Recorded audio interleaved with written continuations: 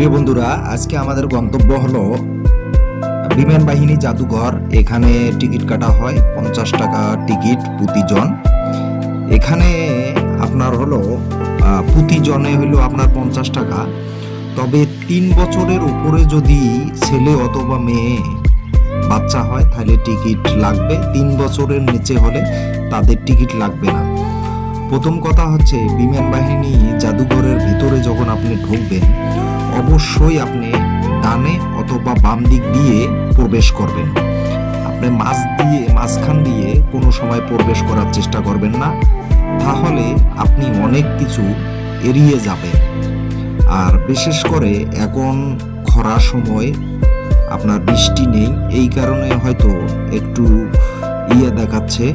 কিন্তু যখন বৃষ্টি হবে বা বৃষ্টির সময় আসবে তখন কিন্তু এই ঘাসগুলো যখন নতুনভাবে জ্বালাবে তখন কিন্তু আরো সৌন্দর্য দেখা যায়, পয় পরিষ্কার দেখা যায়।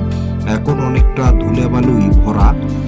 তবে হ্যাঁ, এখানে আসলে অবশ্যই কিন্তু আপনি ডাইন দিক দিয়ে ঢুকে একবারে ঘুরে ঘুরে ঘুরে ঘুরে পুরো সবকিছু দেখে বাইর হবেন। আপনি মাঝখান দিয়ে ঢুকলে কিন্তু আপনার দুইটা সাইডেই সম্পূর্ণ বাদ যাবে। আর এখানে কিন্তু আপনার সকাল 10টা থেকে রাত 8টা পর্যন্ত কিন্তু আপনি প্রবেশ করতে পারবেন।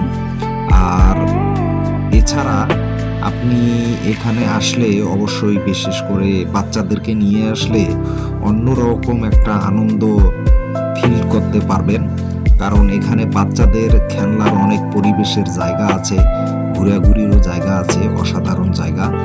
তো অবশ্যই আপনারা এই জিনিসগুলো মাথায় রেখে কিন্তু আসবেন।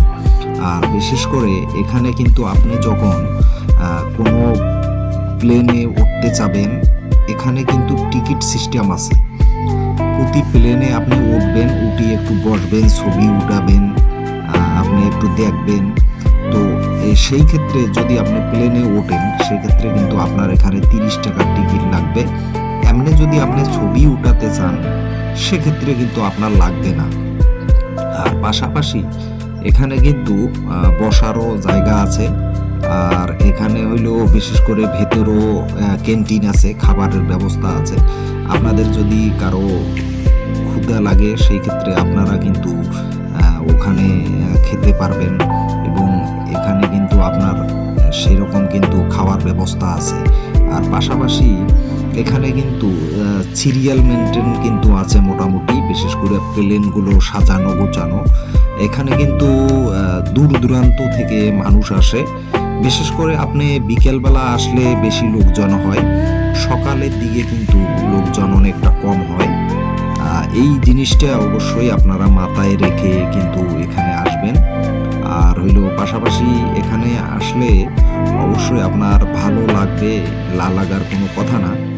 বিশেষ করে আপনার ছবি উঠানোর কিন্তু খুবই সৌন্দর্য জায়গা এই পার্কটি অবস্থিত আছে আগারগাঁ মেট্রো রেলের একবারে সাথেই। এবং এখানে কিন্তু আপনার আরো কিন্তু আপনার হইলো বিজয় সরণি থেকে অল্প একটু কাছাকাছি কিন্তু এই জায়গাটা। তবে এখানে আসলেই অবশ্যই আপনারা ফ্যামিলি সহকারেও আসতে পারেন, ফ্যামিলি ছাড়াও আসতে পারেন। তবে খুবই সুন্দর এবং চমৎকার জায়গা। তবে বন্ধুরা, ভিডিওটা ভালো লাগলে অবশ্যই সাপোর্ট করবেন, সাবস্ক্রাইব করে পাশে থাকবেন। সবার সহযোগিতা চাচ্ছি।